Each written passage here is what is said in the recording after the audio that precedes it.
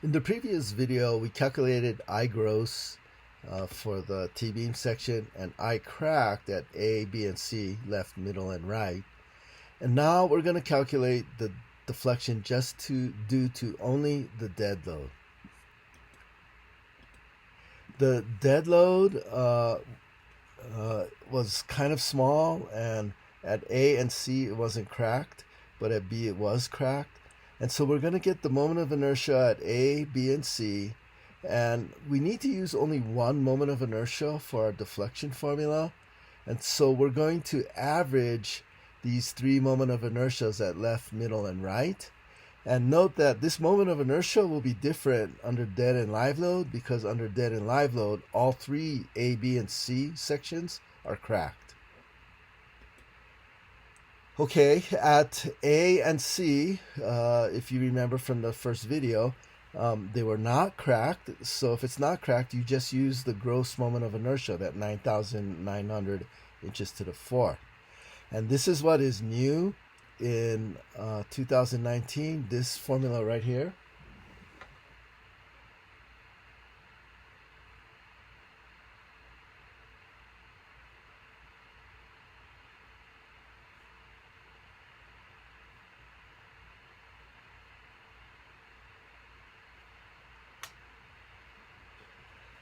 This is new for 2019, and the variables you need to know are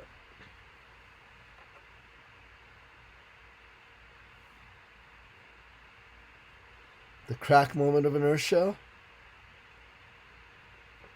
the gross moment of inertia,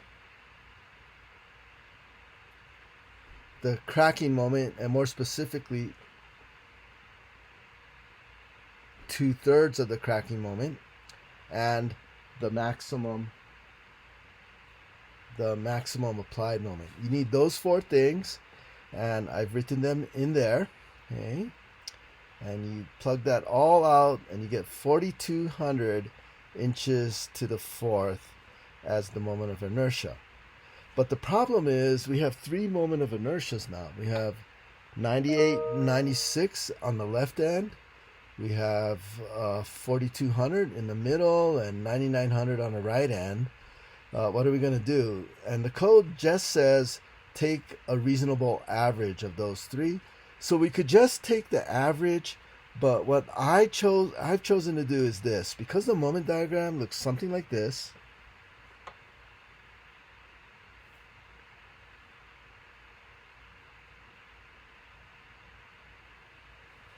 can you see the distance of the negative moment diagram on the left and right side is small compared to the distance of the positive moment diagram over the middle? And just somewhat arbitrarily, but based on that observation, what I've done is I've taken a weighted average where I take 15% of the moment of inertia on the two ends and 70% of the moment of inertia in the middle. So I take 0.15 IA plus 0.15 IC and 0.7 times IB. And if you do that weighted average, you get 5908 inches to the fourth. And so now you're ready. You know E, you know I. You just have to find a formula, I don't know, something over EI. And this is an indeterminate beam. It's kind of hard. And so what I've done is I found for you this very approximate deflection formula. If you know the moment at the left and right ends in the middle, okay,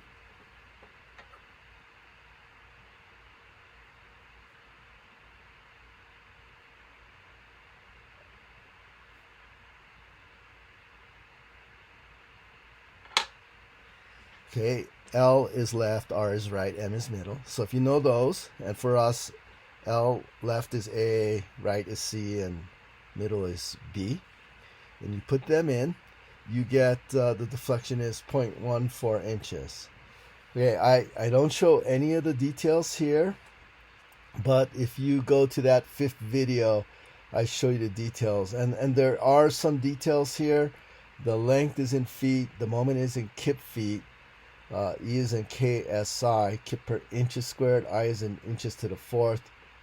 So to do this, you have to multiply the numerator by 12 cubed to make it to kip feet cubed, kip inches cubed.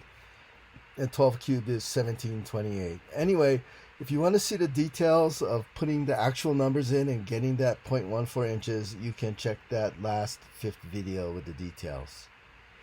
And so the next video will be calculating the dead plus live load deflections.